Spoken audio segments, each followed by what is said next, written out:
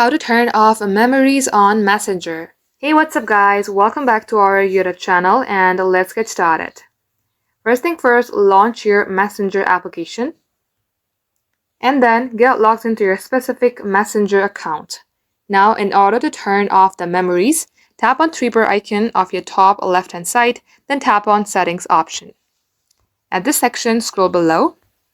Under Preferences, you will see Memories. Open it.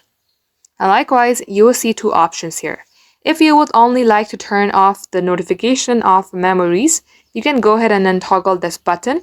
But in case you would like to remove the memories overall, you may go ahead and turn off both the button.